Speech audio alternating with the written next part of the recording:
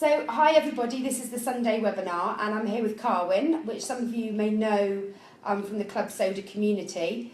But actually I've known Carwyn for 16 years because we went on a young political leaders trip together in 2000. Yeah. And I was telling Carwyn earlier the bit that he doesn't remember, but I always remember, which is it was the first long distance plane journey either of us had done, and we both nearly missed the plane because we went for something to eat airside, and I left my boarding card on the desk where I was meant to have picked it up from, and they whizzed us through security because it was pre 9/11. And then we spent 2 weeks in Boston, really spending the days eating so much food, I cannot tell you. Drinking so much beer. And then in the evenings drinking beer. And I do think I recall, Carwyn, you singing very, very loudly in many Irish bars in Boston. I got told off in an Irish bar for singing the same song twice. Wow, Yeah. Now we know why that happens, don't we, boys and girls? That's because if you've had too much alcohol, your brain can't make any new memories. And that's why you say things twice. Boom! So right, move over a little bit here, Carwyn. We have to pretend that we really like each other. So first of all, Carwyn, tell us about your race today. I was running in the Royal Parks half marathon. I've been 6 months as a caseworker for the MenCap charity in Wales, MenCap Cymru. And as a sort of initiation test, I signed up to do the Royal Parks half marathon, raised 300 quid. And very proud of my medal here, which is made out of the wood of the trees from the Royal Parks. Also picked up some of Her Majesty's conkers from the parks, which you're not really meant to do. They're the Queen's conkers, but I've taken some home for my children. Stolen the Queen's conkers. Yeah. And what was your time? I think it was 2 hours and 12 minutes. Is that good? I don't know. I've never run anywhere. Who cares? I enjoyed the race. It was a beautiful day. It was almost like a summer's day out there, actually. That's because surely it is still summer. Yeah. So that was Carwyn's race today. And I thought what we'd do is have a conversation with Carwyn a bit and get him to tell us a little bit about his story. But also he's got some top tips for everybody. So we were talking about not looking quite so formal. Shall I do this? Oh, hello. Look at this. 16 years. Oh, You haven't changed a bit. Nor have you. All right, you might have slightly. My hair's shorter and his hair's Gone. shorter. So, Carwyn, Yeah. tell us why did you give up drinking? Well, it goes back a year and a half. I was made redundant from a job that I loved dearly. I was born in Leicester. I live in Wales. I've got a Welsh accent, but I was born. I was born in Wales, by the way. Oh, right. And then lived in Leicester, so it's completely the other way round. But I loved that town. And so to get a job where I was based in Wales, but able to visit my old hometown for once every month or once every 6 weeks back to HQ. It was like a dream come true. It sort of felt like my life had sort of come round a circle. All right, here I'm back in Leicester again. Within 15 months of that, as happens when you work in the voluntary sector, funding can be quite precarious and with very little warning, really. I was told that I would be made redundant, so I was in a Starbucks in Wales with my line manager, and she said, "I'm afraid, Carwyn, you're going to lose your job in 3 months' time." And so things went quite hazy, let's say, during that period. And it was actually about a week before, it was on my 40th birthday. I was out with a group of friends from Aberystwyth, where I sort of grew up later on. We went out to Bath for our 40th birthdays. Had a skinful. Behaved a little bit erratic, a bit randomly, I suppose, just normal drunkenness, and I didn't get into any scrapes or anything. But on returning back home at the beginning of that week, something really clicked, and I was sort of formally coming up to the last few days of my employment before I'd be back on the streets playing the harp again. I'm a harpist in another life, so I was going to be back playing the harp, self-employed. Carwyn, you have got to stop drinking. Because I could see that I was being a little bit erratically, just lost it, had this big life change, and something snapped inside and said, "Carwyn, if you get drunk under the stress that you're under at the moment, there's every danger you could do something very stupid. We've got 2 little children at home, they're now 8 and 4. Carwyn, you've got to grow up, get real, and the first thing you've got to do is not get drunk because you're in danger here. So it was in a moment of crisis. Yeah. You were frightened you were going to do something ridiculously stupid? Possibly, yes. I mean, my tendency was, in the sort of 20 years that I was drinking, from the age of 18 to 40, 22 years, my tendency was that I would often get quite upset. But not use it as an excuse, but you'd go from one drunken night, and maybe the next drunken night would be 2 or 3 months down the line, but it was like a Russian roulette. If I'd have 5 or 6 or 7 pints, I might just start singing like I did in Boston, and no harm done. Beautiful voice, though, beautiful voice. But on another occasions, I could fall into somebody's arms sobbing, uncontrollably. And I was making the point before we went on air that I don't see myself as a typical club soda because I've never had the addictive problem of alcohol. It's not something, I came home from a bad day at work, the mother-in-law's round, or my mother is round, I need a bottle of red. I'm not that sort of drinker, or I never was that sort of drinker, but it would be that act of getting drunk, and which Carwyn will turn up tonight. And you could be very emotional when you were drunk. Yeah, emotional, yeah. And so you came to a big emotional crisis and Yeah. thought, this is the one thing I can do to change this.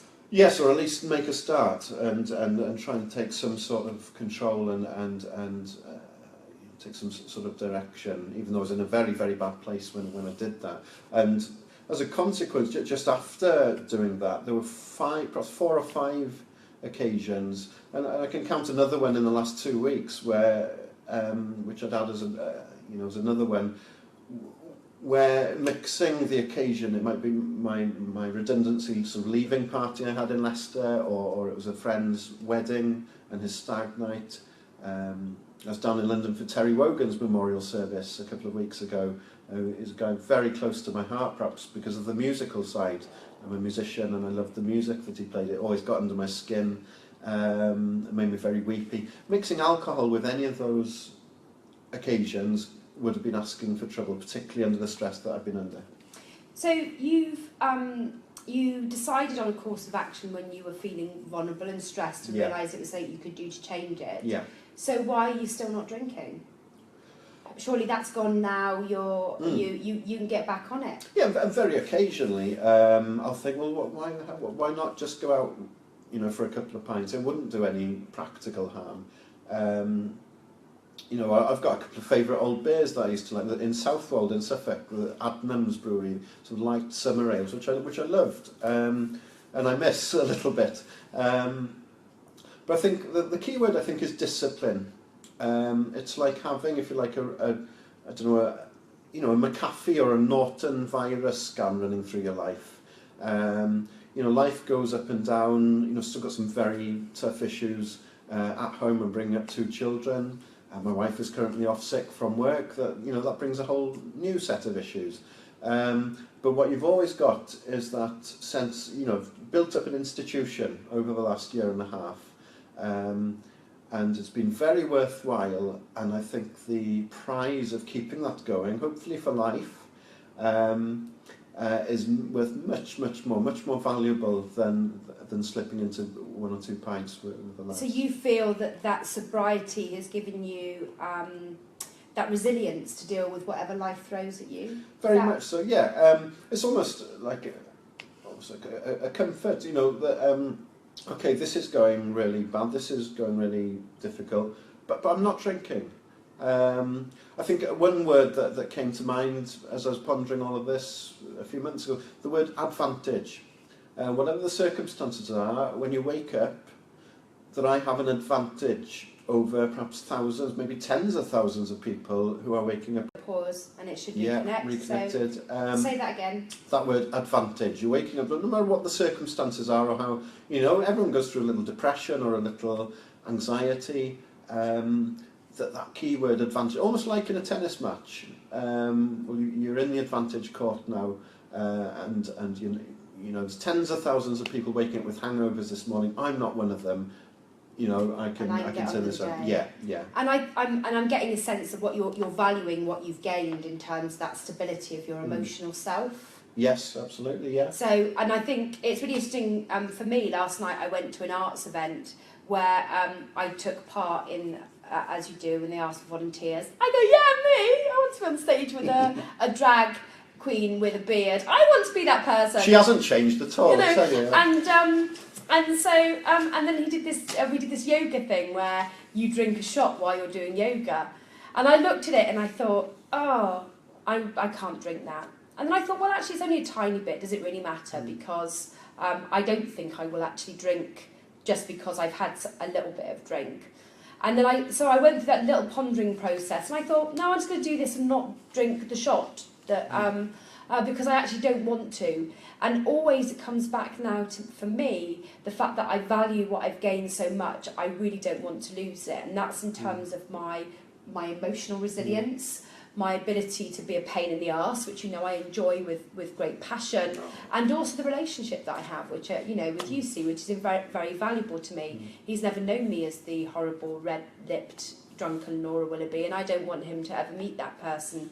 So in all of that little toing and froing I went into for a couple of seconds, I actually did have a little think about it, and then my values snapped back into place. So I'm just going to check that everyone can hear us. Can you still do us a thumbs up if you can hear us?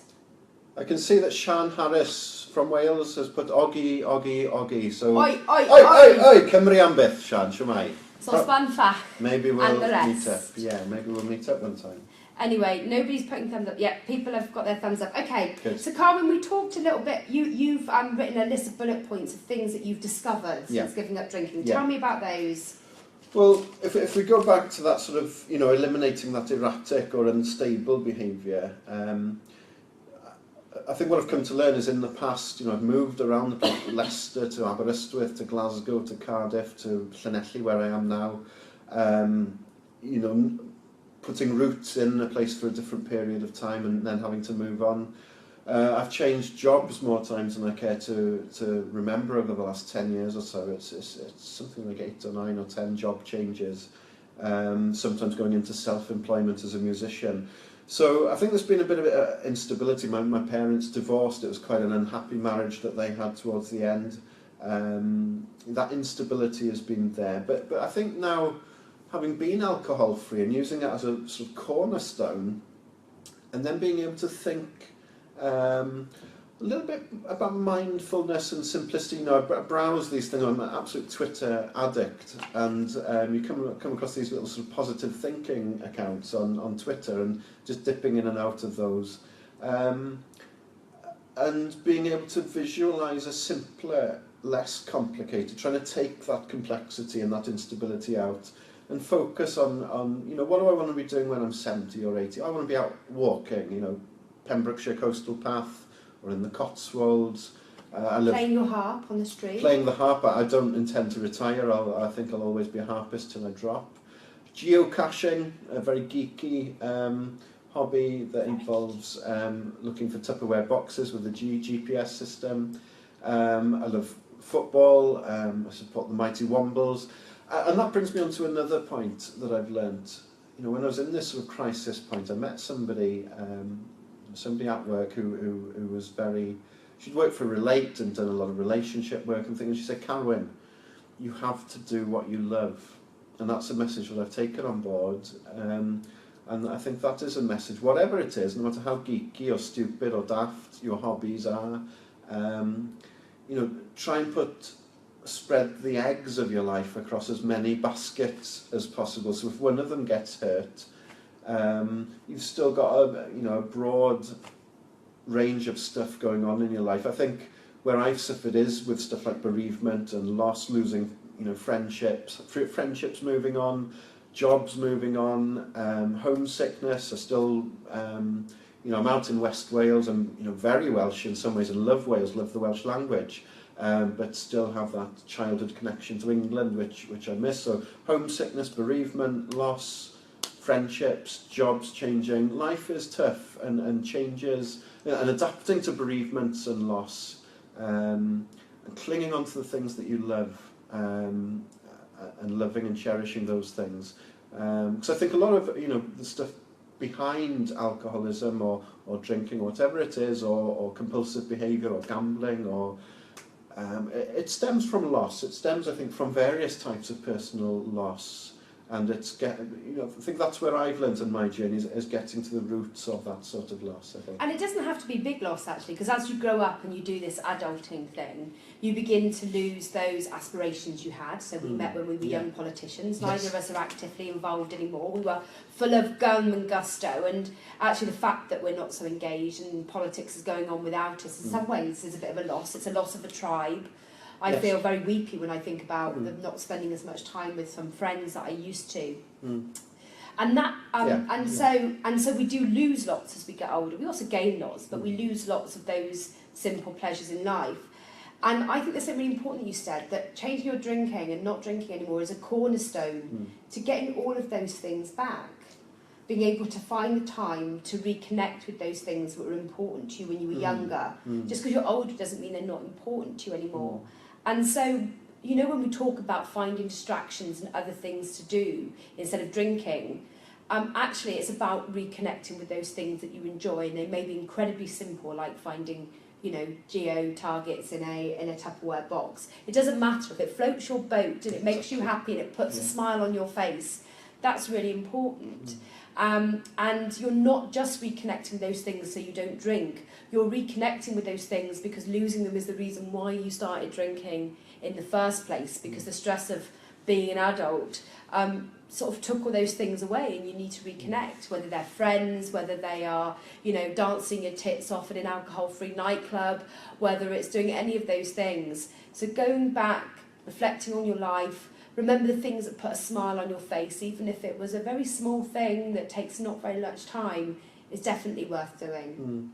I'd like to refer back to your webinar. Or was it your guest speaker? I can't remember who spoke about developing networks. It was probably me, yes, about that's right. About friends and friendships. That's right, exactly. I remember I think I was in a hotel watching that, actually. And that has been... You were in a hotel room watching me on video. Yes, pretty much. Sounds really exciting, doesn't it? As you do. But that has also, you know, remembering back 18 months to when I was in this real hole, where I felt, you know, possibly my marriage was under threat, and really not knowing where to dig. And I think for one reason or another, being alcohol-free as you know, and that reflection, etc., has helped to move forward and to develop those networks and to branch out, like a tree branching out in life, to find a life that's diverse. And actually, this is the most networky thing I've done, sitting in a hipster room in London with you, directly as a result of a crisis 18 months ago. Now doing cool, trendy stuff. And it's not as cool and trendy as it looks like. It is an alcohol-free beer, by the way. Because I've found some very unexpected links have been made from not drinking and the sort of thinking deeply. It's not easy, and it doesn't come overnight, though. So it brings us on to a question Sian asked, which I think that's a natural point, about how do you set boundaries with friends? And I'm assuming, Sian, that what you meant by boundaries is how do you maybe avoid some of the friends that are being a pain with you, about your drinking, or be very clear with people on an evening why you're not drinking, and get them to stop hassling you, and all those sort of things. And I have some very strong views, as you might always know, but one is that we can't get everything that we need from one person in our life, and often we end up in relationships where we spend a lot of time with one person, and we can get a bit lazy, and it's very easy to spend time and do lots of things with that person. And I was really touched by a story not long ago. I went to the proms, and my friend sat next to a man who sat there and said, this is the first time I've been to the proms. And my friend said, well, why is that? And he said, well, because my wife's just died, and when she was alive, she didn't like going to classical music concerts, so I never went. But now she's died, I'm taking advantage of it. And I thought, what the fuck? You know, what stopped you going to a concert on your own? What stopped you finding another friend to go and do it? You know, we don't have to wrap ourselves up in one person, and we don't have to get everything we need from one person.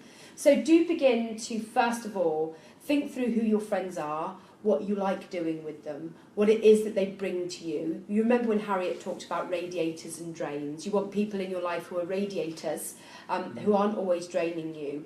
And think through what it is that you like doing with those people. Because what you might be able to do is actually change the terms of your engagement with them and say, well, actually, we got into a habit, and we all do this, we get into a habit of going to the pub and having a drink, when really the thing that brought us both together is because we like talking about silent movies. So why don't we start going to some silent movies? Or why don't we start, setting up a film club in the front room? I'm going to get a projector, put it in my computer, and let's really make an event out of this and that thing that brought us together to begin with. So I do think you should start, dissecting some of your friendships and look at who it is that you've missed recently, who you haven't seen as much of, and actually start putting in some effort to see them. So not only are you thinking about alternatives that you do with people, but you're also expanding the range of people that you go with. So you're not relying on so many people for that social stimulation or for that emotional support. So that's one area which I really believe very passionately about. There is nothing to lose in life by having lots of friends. There's only lots to gain. But you were talking about, you've got some tips for how also to set boundaries with friends? Well, I'm very lucky. I mean, I've got, that crew who I went out in Bath with on our 40th. There was 4 others, partners in crime, and I said it was on that Monday when I just sent a Facebook message to each of them in a group saying, "Look, lads, that's it. I'm not going to drink anymore, and hope to have your support." And it was unanimously, it was no big deal or anything. It's good luck, go for it. And so I'm very lucky. There's a group of us, 4 or 5, quite trusting, quite well-established friends, and there is no issue. The second point, so that's the first point, is that I was very lucky that I didn't have any issue on that score at all. The second point, though, I think, is this business, which I've come to find out through this alcohol-free journey and reading stuff about mindfulness and simplicity and stuff, about learning to love yourself and self-esteem, and there's and eliminating stuff that makes you unhappy, eliminating arguments. You mentioned politics. I've eliminated Twitter politics altogether. It was such a big trigger. You'd get drawn into these useless, no value whatsoever. Yeah, inconsequential. They've gone in the bin. And the same with anyone who would dare challenge me on or question me. Not to dare question, but anyone who challenged me on it. There's no question. This is so valuable for me that it's not an issue. It's fundamental, so it's a fundamental value, and I expect if there was any occasion in the future where it did come up as an issue, then I'd expect to be respected on those terms. But you did something very interesting that you've not taken credit for, which is you messaged your friends. You messaged them as a group? Yes, I did, yeah. So you messaged them as a group, so not just individually, and you asked them for their support. And I think that's really crucial that you brought them in as a group of friends. All right. One of them had to step out of line and be quite horrible to you and be obvious to the others if they wanted to say something bad. Do you see what I mean? Yes. And you ask them for their support. And often we just don't ask people for support. And the thing that I'll always say is if you've got friends who you think might be a bit challenging, don't just tell them you're not drinking. Say to them, I've stopped drinking, I'm doing this for me, and I would really appreciate your support, or I would really appreciate it if you didn't keep going on about it, or I would really appreciate it if you didn't hassle me to have a drink in the pub, because this is really important to me. And the more specific we can be with our friends, you can't argue with a friend who's asking you to help them do something. You can't argue with a friend who feels that they're doing something that's important for them. Now, we all know with alcohol it brings up all sorts of anxieties in people, which is why they can sometimes get a bit narky about it. But actually, if they're not respecting a decision you're making as a friend and they feel uncomfortable about it, they've got some problems themselves, and they're not respecting you as a person. And I cannot tell you how important it is that you begin to learn to respect the decision you've made for you, because it is really important that you make decisions for yourself, that you treat yourself with consent and don't feel that you're doing things that you don't want to do, full stop. So it does mean you might need to expand your friendship network. It does mean you might want to limit and control situations with some people who are challenging, and that limiting and control is the important words. I'm hoping we will come back in a minute, Janet. Sometimes the internet does break down, and sometimes you do need to just redefine some of those friendships and go back to what it is that made you friends to begin with. I'm glad we're back. Can I tell you, this is like a building in the middle of central London, which loads of tech companies work in, which is meant to have the bee's knees of Wi-Fi.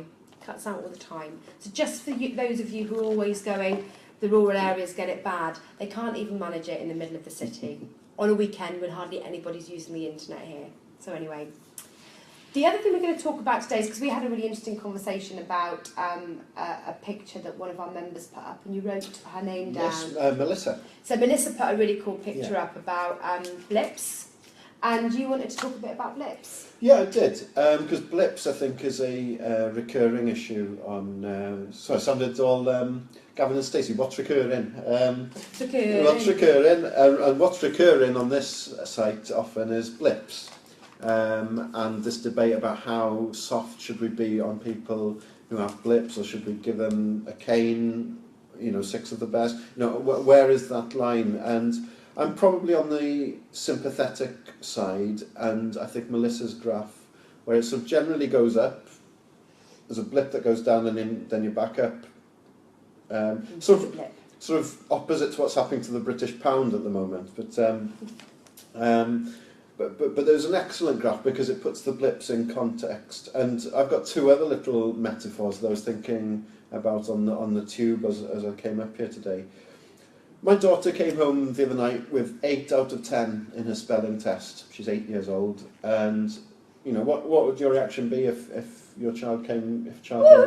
Woo! Better than me. 8 out of 10. So excellent pat on the back. Let's have a look at the other 2 where you didn't get it's 2 pretty minor mistakes, but nothing. 8 years old, it's nothing. So 8 out of 10 in a spelling mistake, I think we'd all agree, is an excellent score for a child to bring home.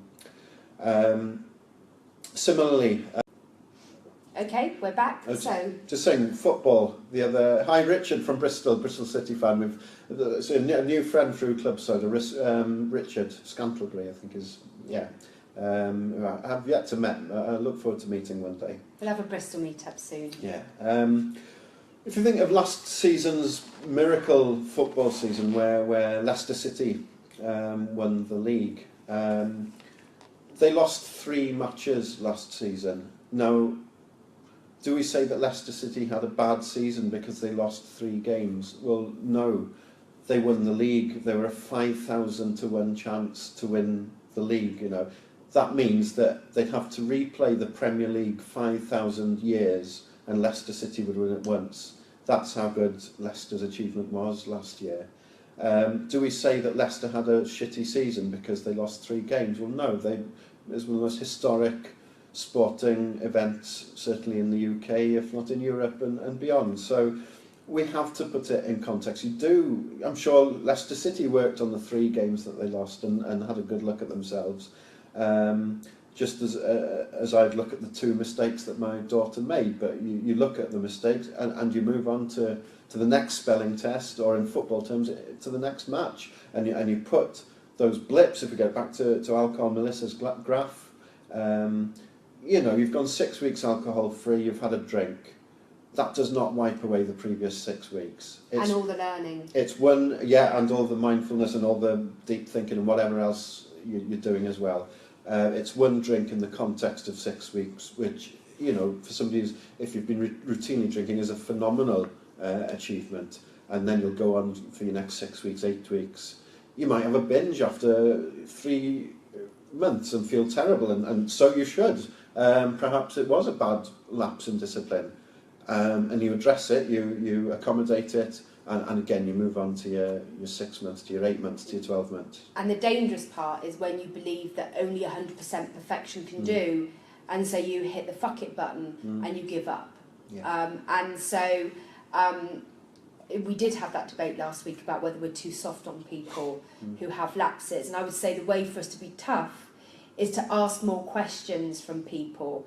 about why they had the blip and help them explore that blip so that they can take that learning back, because we're very bad at analysing our own blips. And so rather than being tough in a, no, you should get back on it, I can't believe you did that way, we should do it, okay, what is it that went wrong? Who was it? What was the trigger? Why did you do it? And ask each other more questions. We need to be not harder in our community with each other, but we need to be more curious in order to help people explore the things that have happened for them. Well, perhaps analytical, that's a job, you know, look at the reasons, look at what happened that night, who was there, who was involved, where were you? So yeah, break it down, do some hard work at it. I mean, it's interesting about Blips, you know, we've got quite a long comment in from Kim already responding, so it's obviously something that excites a lot of opinion. And Kim has said, you know, you need to work out why it happened before moving on again, and that's the important bit, that's the actual big, hard bit of learning, that's where we need to be tough with people. And, you know, we can say, oh, go on, get back on it, we're with you all the way. But actually more powerful is to say, okay, tell us what happened. No, don't just go, oh, it was miserable. It was more than that. Let's really try and be tougher with each other about exploring with each other why that blip happened. Let's be more curious, because we will learn from other people's experiences and we'll help them learn themselves. So I think that's where I'm convalescing to on the blips discussion that we've been having. And maybe I might do a series of questions that we can begin to ask each other when blips occur, so that we can be a bit tougher on each other, but tougher in a way that's constructive rather than using just vague words that don't really mean anything. So, what other things do you think you've learned about being alcohol-free, Carwyn? I think your bullet points. Yeah, where's my bullet points? You know, life is hard. People do lose jobs, friendships do move on, etc. But what we can do, I know this is a bit of a cliche now, but you can control your response to those events, to those life events. And that's where the key is. And, you know, even if you can't make things perfect, you can at least try and mitigate, you can lessen the blow. If you can find a way of thinking things through and stepping back from the situation, perhaps. That's why I always call it living life in high definition, because you have to feel the emotion you're having rather than have a drink instead. And if we've been drinking for 22 years, we actually haven't had to do that, because we've dealt with every emotional situation with a drink instead. And so actually learning to sit with emotion and accept it and deal with it is actually quite hard work, which is why, you know, some of us are still here 9, 10 months, 1 year on, because actually we need a space to come back to and say to everyone, life's really hard at the minute and I'm doing it without alcohol, and for us to understand. So it is, living life in high D is really hard, but with it comes, I think, some magical moments as well, where the emotion of a situation and being present. I cannot tell you how bad the Wi-Fi is here for a building that charges as much as it does for office space. Not that we're paying for this office space, people, just so you know. If you could repeat that last point you made about getting the special moments, because that leads on to something like so as I was saying, living life in high definition is hard. Dealing with emotion without being able to drink with it is really difficult. So dealing with all these bad emotions is hard. But equally, the good emotions become amazing. When you're feeling a good emotion, and when you're present in a good moment and a good time, that becomes actually quite that becomes a high for me, actually. Just feeling extreme moments of contentment and extreme moments of happiness, and finding joy in really small things, like when Lucy gives me a new pair of finished woolen socks to wear around the office. Oh, cute. Lovely. So those joy is intensified as well. Well, I wanted to add to that, because as you've probably heard by now, I am a musician, and by the way, music, I think, has unbelievable power. You know, last year while I was down in the dumps, I was back playing the harp. I was doing a lot of old people's homes, care homes, just to bring in some income. Happened to be dealing with people who had dementia, and on occasions it would be, you know, I'd be playing and I'd get some feedback afterwards from the nurse on duty, saying, look, Carwyn, you've actually broken through to that person. We've been trying for 6 weeks to get them to settle into this place. That's the most content she's been in. So I always stress that music, whatever, it could be hip hop, it could be classical or folk or whatever, the power of music to take you out of a particular situation or to evoke a happy memory is incredible. And moving back more to, moving on from there, I picked up a CD by Alison Moyet a couple of years ago, and I think the CD is called Moments. And in the blurb on the inlay cover of that CD, she talks about life being, trying to create moments that are suspended in time. So you've got all this stuff going on, going to Tesco, you're changing a nappy, you've got all these mundane, boring things. I mind you, changing a nappy isn't boring, but the stuff that you have to do, you go to work, and it's about creating those moments in that mundanity of life, as Laura has eloquently put. I mean, the one that sticks out for me this year is taking my daughter to Wembley Stadium, where the mighty Wombles AFC Wimbledon got promoted from League Two. And taking my daughter to Wembley, age 8, and to win the match, that's a lifelong day for both me and for her, creating these moments and appreciating, not having to get drunk to enjoy them. Or having a hangover to distract from them. Or having a hangover. On a very similar theme, Kate Bush, I heard her on the radio, this was about January, February, when I was coming out of this depression and the rough stuff that happened last year.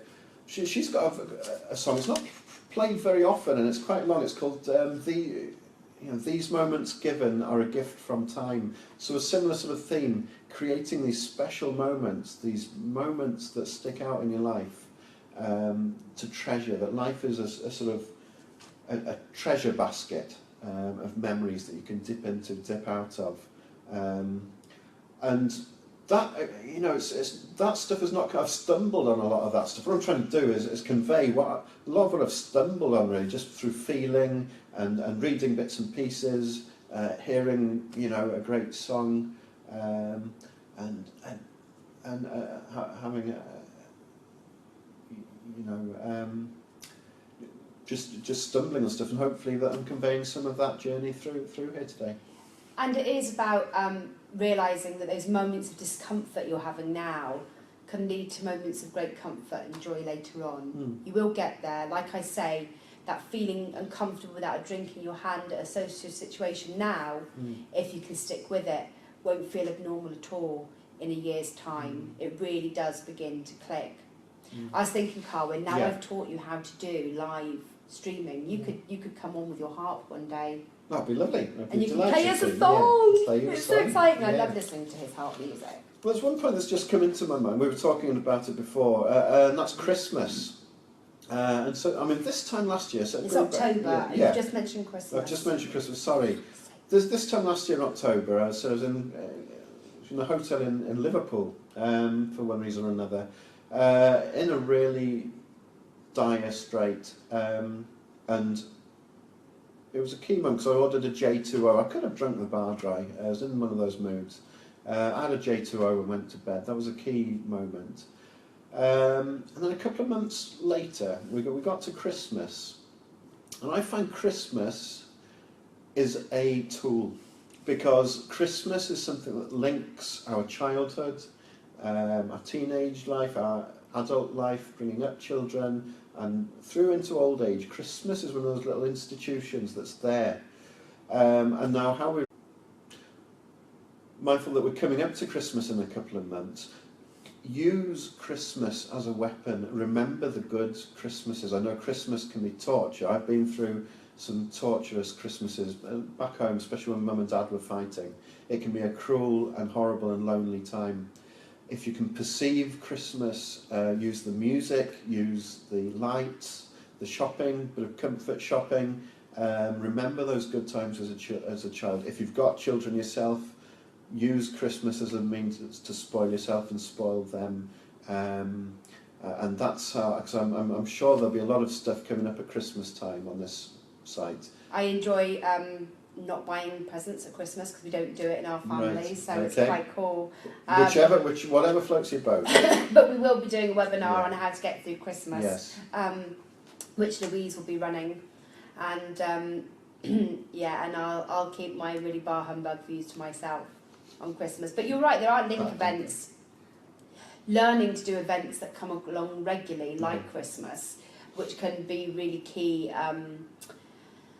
Really times of stress if you're not drinking, if you can work out where the joy is in it for you and flip it around. Yeah. Why would I be drunk during this time when I actually am spending valuable time with my family? Is it that we always end up in arguments because actually we've got drink inside us? The answer is generally yes. So that's cool. So I think we are going to end it there. Have you got a couple of any more points? Yeah, I think one important I knew one, just one that I haven't raised, and quite early on I should have brought this up, but about 8 or 9 months into being alcohol-free, it's sort of dawned on me, my family history, which I hadn't really dwelt on. You know, my late father has died, so I don't want to speak disrespectfully of him, but he drank pretty heavily during some of the bad days in his adult life, and I could mention other members of the family as well. So I've come out, it's only now, having gone several months alcohol free, or a year and a half now, realising that there's that family context and also that huge social context that's around us, that pressure to drink, which is just taken for granted. It's learned. It's learned behaviour, drinking. It's a regret, because when I was a student, I went to an alcohol counsellor because I'd had one of these episodes where I'd had 7 or 8 pints and ended up in a hedge, being upset to my girlfriend, who's now my wife, on the phone. I said, look, I've got to get help.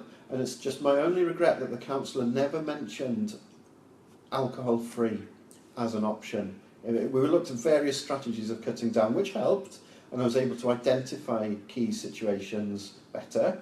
But I just wish that he'd seriously said, well, look, let's go through the pros and cons of not drinking at all. And I wish that had happened 15 years. It would have been around the time we met, actually, 15, 16 years ago. And that's my only regret. It's interesting you talk about the family thing, because my dad was a big drinker, and it killed him, ultimately. But he's a Loughborough man. Oh, yeah. So I've got the Leicester connection too. Yeah. And, you know, Leicester winning the Premier League, he missed it. What a stupid fucker. I shouldn't laugh, but it really is. You know, that's my first thought when Leicester won the Premier League was, well, he bloody well missed that then, didn't he? Yeah. So there are lots of things that I don't want to miss in the future. Yeah. You know, obviously we will get a Liberal Democrat government, which is my dream, and you probably dream of Plaid government. Depending on Plaid Cymru to prop you up. So we have our dreams, our aspirations that we want to see happen.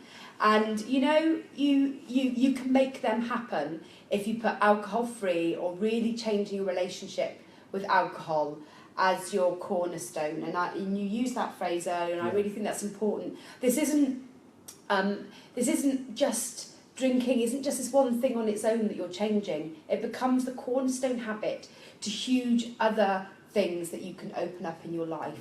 Be it greater moments of joy, be it better relationships, be it being more patient, be it being more mindful, being present for when your favourite football team wins the Premier League. Whatever it is, it's something. It's a cornerstone to opening up a whole load of other things for you. And if you think about it, those of us who are doing Hugo's swimming challenge, which my cold's nearly gone, so I will be joining very soon. You know, being alcohol-free allows us to take part in something with other people that's meaningful and we all enjoy. It's a message from my wife. Cari ti Catherine, a byddai adre am tua 1 o'r gloch heno, okay? Fi'n mynd bod yn hwyr. Felly, cari ti, wel ti wedyn. Yeah. And on that note. And on that note, thanks everybody, and thanks for all the Midlands shout outs that we've suddenly got now. Yeah, look, Lottie's from Leicestershire. I stupidly went to university. How are you, duck? All right, my cocker, all right, my duck. All right. Okay, so we're going now, and Sian says, Hafel far. Yeah, anyway, but we're going, and this will be available to see later, and again, it'll be on YouTube tomorrow morning.